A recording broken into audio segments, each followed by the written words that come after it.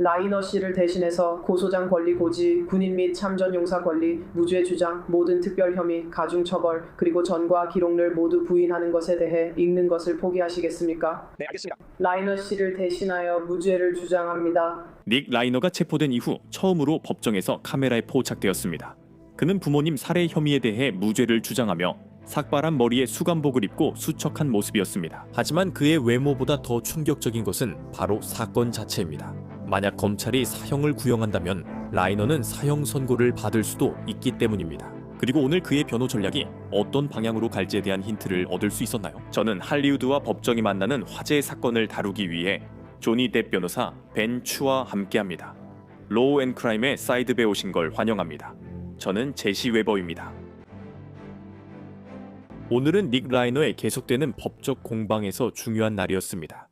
좋아요. 이 기소 절차는 오랜 시간 기다려온 일이었습니다. 월요일에 피고인 닉 라이너가 이중 살인 혐의로 로스앤젤레스 카운티 법정에 공식적으로 출석했습니다. 이 기소는 지난해 12월 14일 그의 부모인 유명 영화감독 롭 라이너와 아내 미셸을 사람이 한 특수 상황이 적용된 1급 살인 혐의로 기소되었으며 이 절차는 과거에도 지연된 바 있습니다. 이제 라이너가 체포된 이후 법정에 출석한 것은 이번이 처음이 아닙니다. 실제로 그의 첫 출석이 있었던 12월과 1월의 첫 기소일에 법정 스케치가 공개된 바 있습니다. 하지만 오늘 공식 기소 절차가 있기 전까지는 카메라가 법정에서 라이너를 비추는 것이 허용되지 않았습니다.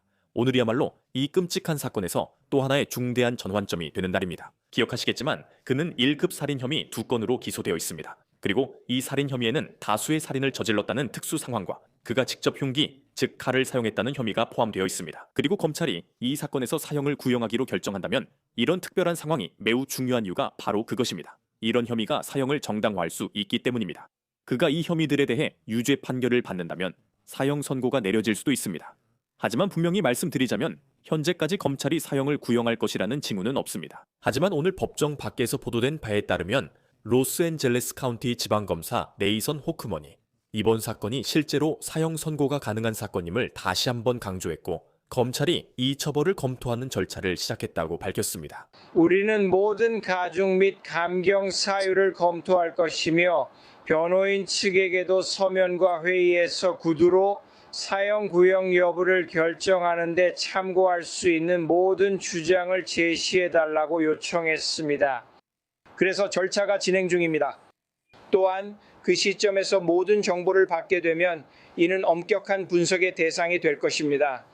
하지만 사형 경험이 있는 지방검사실의 가장 경험 많은 인물들 중 많은 이들이 저와 함께 그 정보를 평가하는 데 도움을 줄 것입니다. 하지만 우리가 월요일의 기소 절차에서 이제 알게 된 것은 라이너의 변호사인 국선 변호인 킴벌리 그린이 라이너를 대신해 무죄를 주장했다는 점입니다. 참고로 그는 그녀 뒤에 앉았고 둘 사이엔 유리 칸막이가 있었습니다.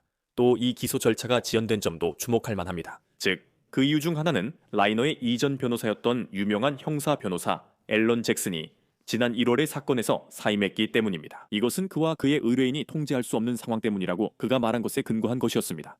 그리고 이제 국선 변호인이 그의 자리에 배정되었습니다. 참고로 저는 뉴스네이션 쇼 제시 웨버 라이브에서 앨런 잭슨을 인터뷰한 적이 있습니다. 그의 답변을 보면 그는 변호인으로서 정신질환을 변호 전략으로 삼으려는 듯합니다. 즉, 심신미약을 주장할 가능성이 있으며 또 다른 전략도 있을 수 있습니다. 확실히는 모르지만 그는 말하지 않았고 말해서도 안 됩니다. 그의 답변을 보면 정신건강과 심신미약 방어를 시사하는 듯합니다. 또한 라이너는 월요일 심리에서 자살 예방 복장을 입지 않았지만 12월 첫 출석 때는 입고 있었습니다. 이것만으로 그의 현재 정신 상태를 완전히 알 수는 없지만 어떤 안전 문제가 있는지에 대한 단서를 제공할 수 있습니다. 이는 교도소 직원들이 더 이상 그가 자신을 해칠 위험이 없다고 본다는 뜻일 수 있습니다. 하지만 여러분은 방금 월요일 기소 절차의 일부만 보셨습니다. 지금은 법정 전체 심리를 들려드리겠습니다. 그래야 여러분이 실제로 무슨 일이 있었고 라이너가 판사에게 직접 말하는 순간까지 확인하실 수 있습니다. 들어보시죠. 지금 이 시점에서 어떻게 진행하시겠습니까? 변호인, 그리고 제가 기록을 남기자면 법원에서는 언론 보도 요청에 대해 비공개로 논의했습니다. 법원은 생중계와 실시간 전송, 그리고 방청석에 있는 누구도 촬영하지 않도록 명령합니다. 저희는 지금 이 시점에서 기소 절차를 진행하고자 합니다. 감사합니다. 미스터 라이너를 대신해 공소장 낭독과 권리군 복무자 및 참전용사 권리 포함 고지를 생략하고 무죄를 주장하며 모든 특별 혐의와 가중처벌 요소 및 전과 기록을 부인하시겠습니까? 네, 알겠습니다. 미스터 라이너를 대신하여 무죄를 주장하는 답변이 접수되었습니다. 변호인이 요청하고 있습니다. 4월 29일을 2026년 4월 29일을 30일 달력일의 기준일로 삼고 있습니다. 네. 그리고 선생님, 의뢰인으로부터 권리 포기를 받아도 되겠습니까? 네, 선생님. 라이너 씨, 당신은 신속한 예비 심리를 받을 권리가 있습니다. 그것은 오늘 기소일부터 10번의 법정 출석일과 60일 이내에 예비 심리를 받는다는 뜻입니다. 오늘이 기소일입니다. 권리 포기가 무엇인지 이해하십니까? 그 권리를 포기하시겠습니까? 그래서 귀하의 사건은 2026년 4월 29일까지 30일 중 0일로 연기될 수 있으며 예비 심리가 4월 29일부터 30일 이내에 진행될 수 있다는 점을 이해하셔야 합니다. 네. 그리고 변호인도 그 권리 포기에 동의하십니까? 네, 동의합니다. 법원은 미스터 라이너가 10일 이내 예비 심리와 60일 이내 달력일 권리를 충분히 숙지하고 포기했으며 변호인도 이에 동의했음을 인정합니다. 피고인은 다음 재판 날짜인 2026년 4월 29일이 30일 달력일 중 첫 번째 날임에 동의합니다. 이 사건은 형사사건 총괄부의 감독 판사에 의해 모든 목적으로 배정됩니다. 이 사건은 모든 목적으로 108호 법정의 셈보다 판사에게 배정됩니다. 변호사의 원본입니다. 네. 보석은 없다고 했어요.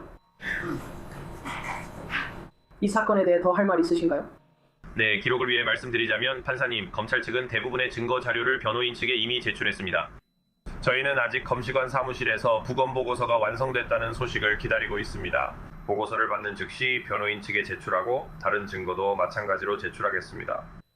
감사합니다. 더 하실 말씀 있으신가요? 저는 법원의 미해결 소환장 문제에 대해 말씀드렸습니다. 저희는 이 시점에서 그것들이 철회되기를 요청합니다.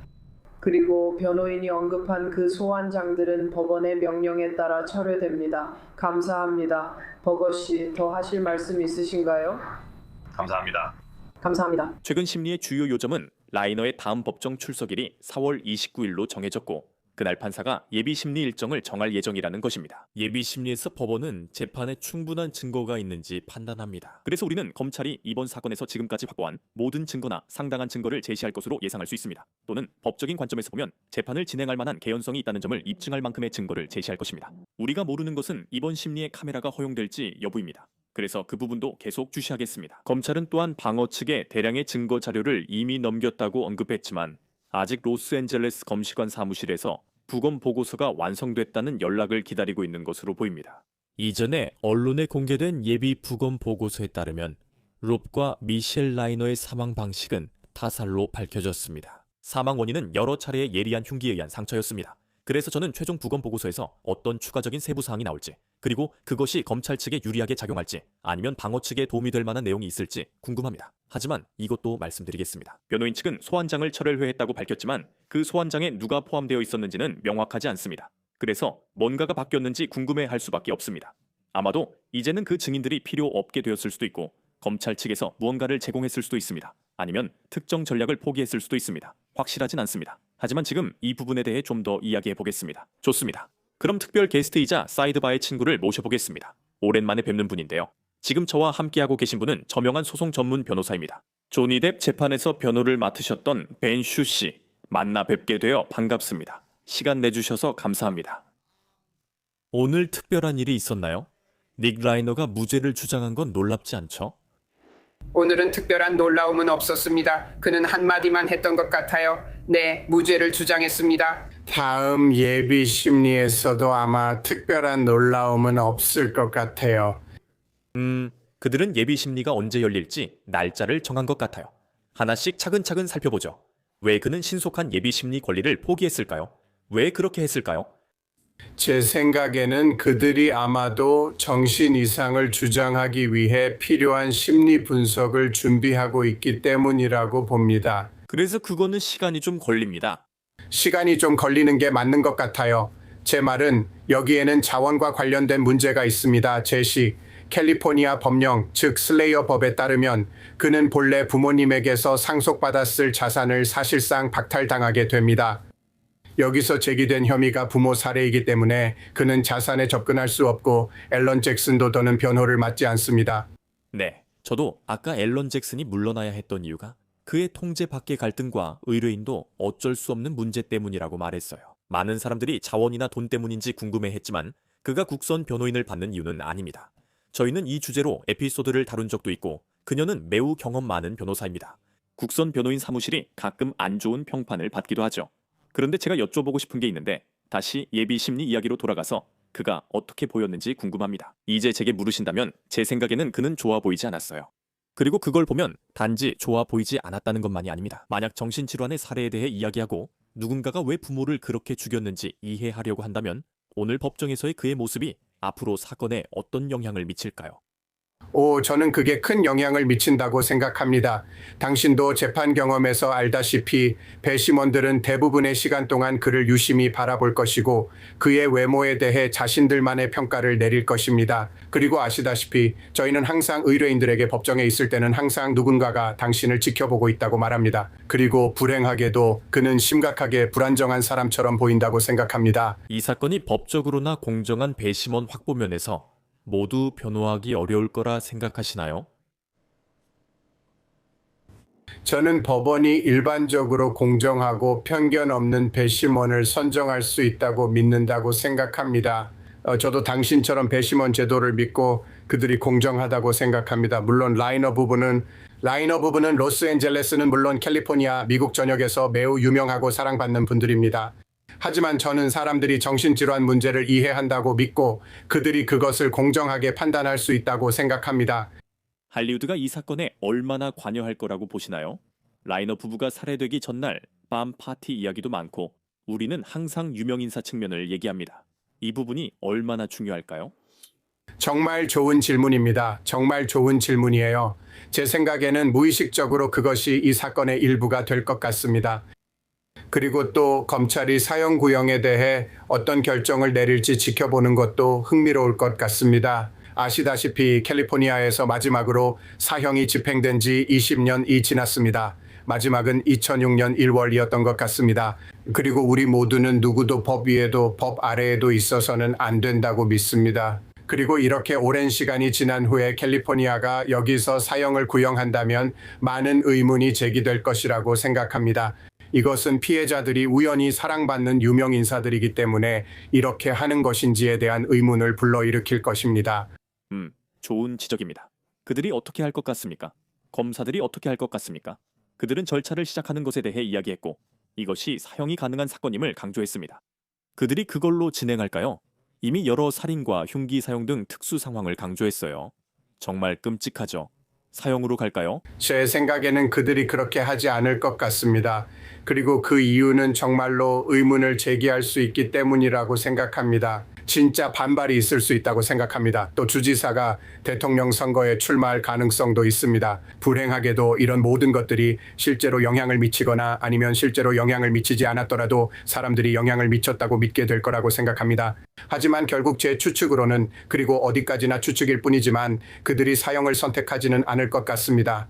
저는 다시 예비 심리 개념으로 돌아가고 싶습니다. 그는 신속한 예비 심리를 포기했죠. 검찰이 가진 증거에 대해 모르는 점이 많습니다. 감시 카메라 영상도 있습니다. 그가 산타모니카 호텔에 체크인했다는 이야기와 거기서 발견됐다고 주장되는 것들에 대한 이야기도 있습니다. 예비 심리에서 검찰이 가지고 있는 증거를 얼마나 많이 공개하나요?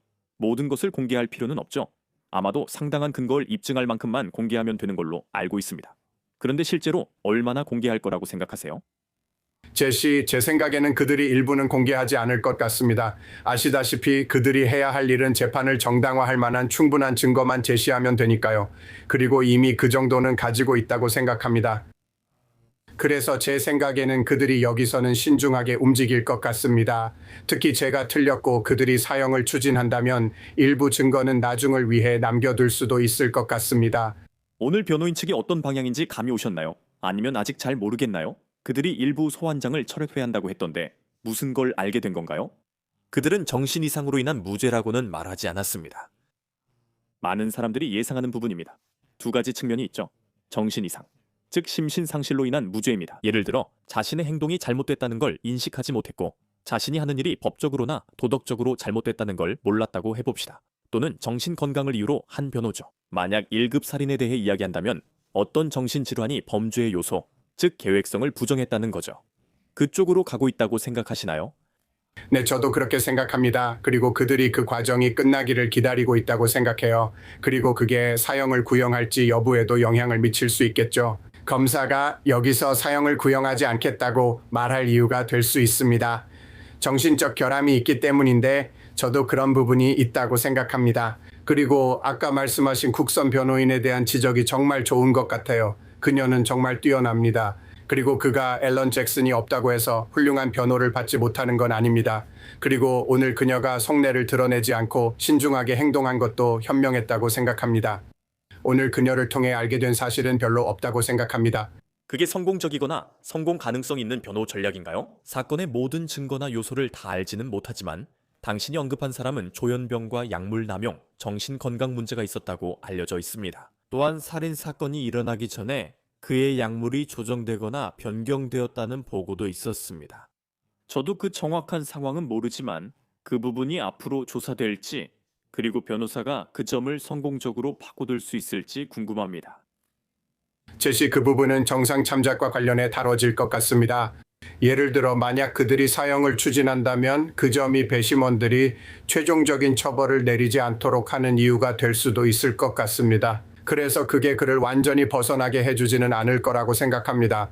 많은 배심원들이 심리학이 다른 과학들만큼 정확한 과학이라고 믿지 않는 것 같아요. 그게 옳은지 그른지는 잘 모르겠어요. 하지만 그가 완전히 빠져나가지는 못할 거라고 생각합니다. 그는 남은 평생을 감옥에서 보내게 될 것 같아요. 이런 사건을 다루면 검사나 변호사 모두 큰 압박과 부담을 느끼고 많은 이들의 시선을 의식하게 됩니다. 네, 두 사람 모두 엄청난 압박을 받고 있다고 생각합니다. 아마도 검사가 더 큰 압박을 받고 있을 거예요. 왜냐하면 대중은 이미 라이너가 부모님의 죽음에 책임이 있다고 단정지었으니까요. 그래서 대중은 유죄 판결을 기대하고 있다고 생각합니다. 어떤 면에서는 라이너의 변호인은 정말 잃을 게 없어요. 왜냐하면 이 사건에서 지는 게 당연하다고 여겨지니까요. 글쎄요, 아직 초기라 잘 모르겠어요. 이 사건이 어떻게 될지 궁금하고 조니 뎁 밤베르크 재판 때 압박이 컸던 점도 여쭤보고 싶었어요. 그래서 이 부분에 대한 변호사님의 견해를 들을 수 있어서 좋았습니다. 벤, 시간 내주셔서 정말 감사합니다. 항상 감사하게 생각합니다. 고맙습니다. 정말 감사합니다. 언제든 불러주셔서 고맙습니다. 지금까지 사이드바에서 전해드릴 소식은 여기까지입니다. 여러분, 함께 해주셔서 정말 감사합니다. 그리고 항상 그렇듯이 유튜브, 애플 팟캐스트, 스포티파이 등 팟캐스트를 들으시는 곳 어디에서든 구독해주세요. MBC의 피콕에서도 저희를 시청하실 수 있습니다. 거기에도 저희 에피소드가 올라가 있으니 확인해보세요. 저를 팔로우하고 싶으시다면 X구 트위터, 인스타그램, 그리고 제 뉴스네이션 쇼 제시 웨버 라이브는 월요일부터 금요일까지 동부 시간 기준 밤 11시에 방송됩니다. 다음에 또 뵙겠습니다, 여러분.